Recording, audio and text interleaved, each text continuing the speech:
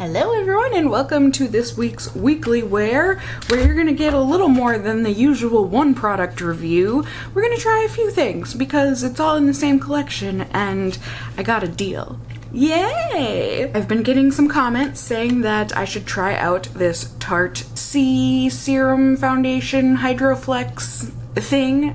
And so I ordered it when I had ordered the new 16-hour foundation from them. They also had a deal where you could get this little sponge with it that seems to, go with it because of the branding for, a cheaper amount than you would usually purchase it for. And then they had a free sample of the SEA Surfer Curl mascara. So hey, let's try it all out at once. Why not? As you can see, decent reviews, 4 stars on Sephora's website. It's $39 for this guy. At 1.01 fluid ounces of product, and if my counting skills are up to par, it looks like there are 32 different shades available. This is supposed to give medium coverage with a feather light formula for a natural finish that looks and feels like skin. It's a water-based formula providing 12-hour hydration, also brightening and smoothing properties because it has a super serum complex in it. It's gonna minimize the look of pores, fine lines, and wrinkles. Sweat protect complex keeps skin looking fresh, and it's waterproof, sweat-proof, oil-free, and fragrance-free, so all great things. And then the sponge, it just says it's gonna be ultra soft, it's latex-free, it's vegan, custom created for precise application. Voila, just dampen the sponge and apply the foundation. Great. So I got the shade 14N. We shall see. Hopefully this isn't like the 16-hour foundation where I got 18N Fairlight Neutral.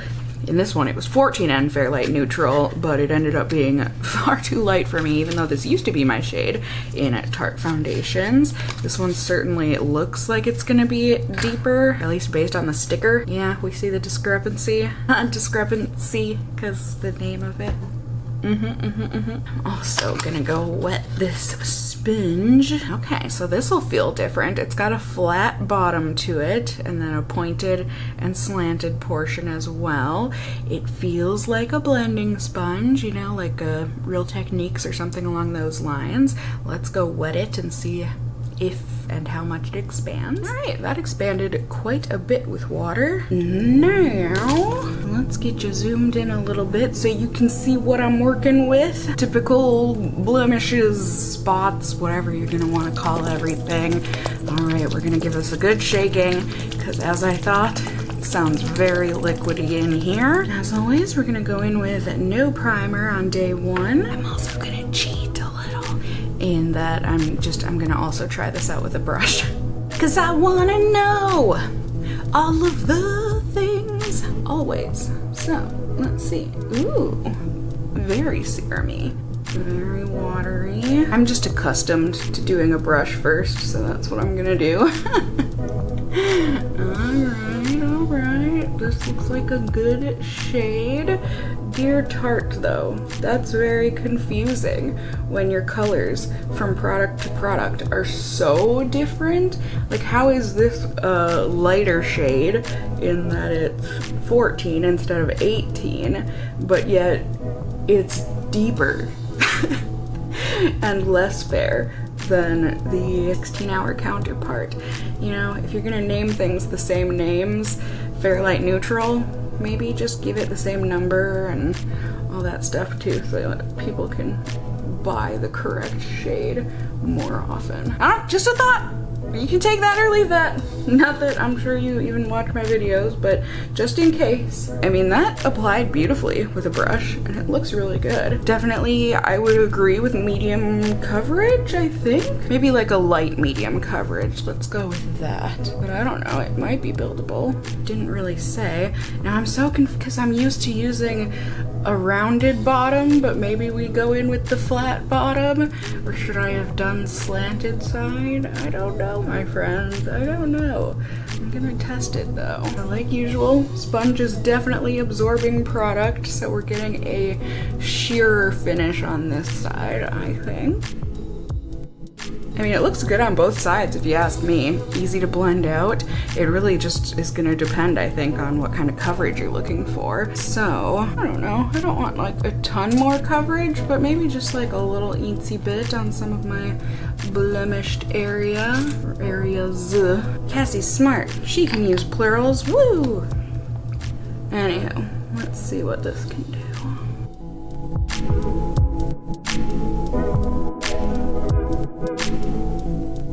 Cool. I would definitely say this is buildable. I mean, not buildable to full coverage. They never promised that or even said that at all. But I do think I got it to medium coverage. Whew, everything is falling apart. I was definitely able to take away some more redness over blemishes and that sort of a thing by layering it. And overall, it just looks really nice. It looks nice and natural. It looks very skin-like, has a dewy finish to it. Feels lightweight and pretty secure, I think. At least I'm a happy camper so far. All right, just went ahead and powdered and did the huge on my face on top of the foundation. Now let's go ahead and see. I mean, it's got the Ziploc baggy part. You would think there would be a rip tab, but nope, not today. Let's check out this mascara. I am pretty crap at talking while I put on mascara. Oh my goodness. What a strange wand. I've never seen something like that before, I don't think. And most of the mascara is in the tip. Interesting, but let's see how it does.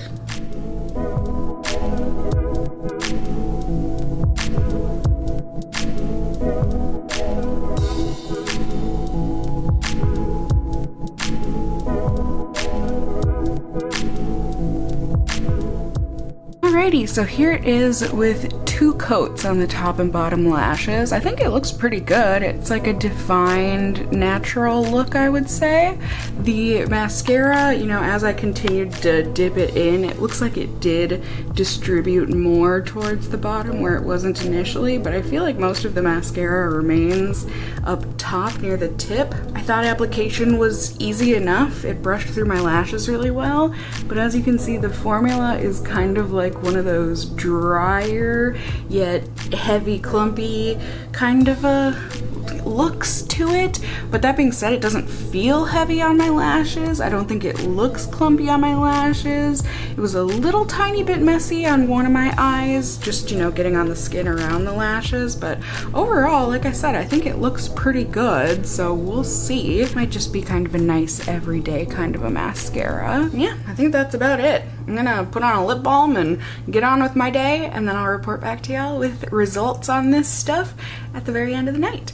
Ready? Ding! Hello everyone, good evening. It's the end of the night here on day 1, and I am probably just as curious to look at my face as y'all are, so let's just go ahead and do that together. So, I think I look quite oily, but I think as my ringlets suggest, it's very humid here, so I guess I kind of expected to look quite oily, dewy, however you're gonna want to put it. But aside from that, I think it looks like it hung in pretty good. Maybe it came off a little bit around my nose and on my nostrils, but like super graceful fade. I really don't know that I can fault it aside from that. And even, you know, the oils, I don't know that I can really fault it because it's just plain old humid right now. Mother Nature has been an absolute tease for like the past week, where the humidity has been at like almost 100% and it just feels like you're swimming through it here in Minnesota. Every now and then Mother Nature has been like,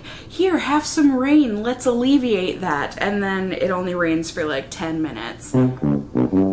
Mother Nature, you know better than that. That ain't helping anyone. You're just a tease. And really, no one likes a tease, at least not more than for a night or so. Regardless, I'm excited. It's been lightweight, even though it's been humid, so I'm definitely curious to keep on testing this with primers and whatnot to see how I continue liking it, if I continue liking it, and just overall, I'm curious to see how it continues to do. So I'm gonna get to testing, and I will have those results for y'all in just a second. Ready? Ding! Hello everyone, good evening. It's the end of the night here on day 3 of testing. Your eyes do not deceive you. Did you notice? Got a haircut. Yay! Feels so much fluffier and happier and healthier, and yay. I know some of y'all were liking the long hair, but those 2 inches, they had to go. They were looking scraggly to me. So happy curls, happy me. But would it make me even happier to have nice looking foundation? I actually disagree with that. I'd rather have nice looking hair than nice looking foundation, to be completely honest. However, we're not here to talk about my hair. We're here, I'm sure, right? to talk about this foundation, serum, tint, whatever, from Tarte. So as I said, I'm on day 3. But before I tell you about day 3, let me tell you about day 2. On day 2 of testing, I went ahead and because I was out of my SEA Hydrating Primer, I went back to an oldie but a goodie. At least from what I remember, I've gone through multiple bottles of this stuff. The Smashbox Hydrating Primer. I went ahead and used that, as well as my L'Oreal Full Cover Concealer and a brush and a sponge, and I layered it, and it all looked quite nice and good and natural once again. I thought it was easy to apply, easy to do the layering, easy to blend out, all of it easy peasy niceness. I like it. And throughout the day it felt good, but it was very humid, like extremely humid. The clouds wanted to rain, but all they did was sweat into the air. Very unpleasant. And it made it so that I could feel it, you know, the foundation on my skin, which humidity tends to do, but it also gave it that feeling that it was going to wipe off at any second, which I don't love. However, it was lightweight and comfy. I just don't like feeling nervous about my face. You know what I mean?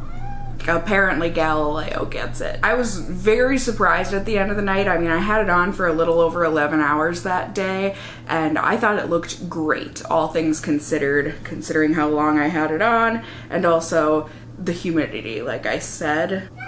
Apparently G liked it too. It had come off of my nostrils and also wiped off of my nostrils and that sort of a thing, and it looked very dewy and shiny. No surprise because of the humidity, but I thought it looked good. Like I said, all things considered. Mascara was also good. I had a very watery eye that day, so I was quite surprised to see that the mascara looked as good as it did. So on day 3 here, I went ahead and I whipped out the big guns, my favorite Guerlain Beautiful Balls primer, and once again my L'Oreal Full Cover Concealer, and once again brush and sponge to layer on the serum on top of that. And once again, I thought it looked nice, I thought it looked good. You know, definitely had some larger blemishes, bigger problem spots, whatever you're gonna want to call them, on my face today, so I was going in for a bit more coverage, and I do think it was able to provide me with the amount of coverage I was looking for. Maybe a little lighter than I wanted today, but not bad. I would say it was about 95% to where I wanted it, so I'm fine with that.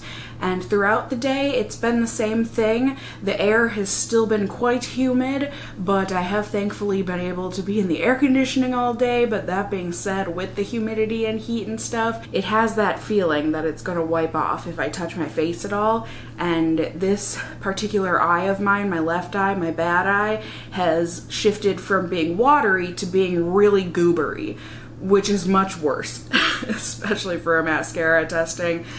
This mascara is not meant for those with watery, goobery eyes, I am sorry to tell you. Although at the same time, I wasn't expecting it to be good. But even on my not problem eye, it has flaked and speckled all over my cheek. I don't know. This mascara, it's okay. I would say it's, you know, good for like a really everyday kind of a look, but I personally wouldn't spend my money on it. But that's coming from a girl who has very problematic eyes. So take that into consideration. And by that I do mean they water, they goober, I have to touch my eyes a lot throughout the day. And the foundation, I think because of all of the touching and whatnot that I had to do on that one eye, this has certainly come off once again around my nose, around my eye, where I had to be touching my eye to wipe away things. And also just on both my nostrils, it looks like it has transferred off and overall has faded, you know, the typical kind of wear for foundation. So my thoughts and feelings on this serum stuff, it's oh, is that right, V? Would you like to tell the camera what do you think about this foundation?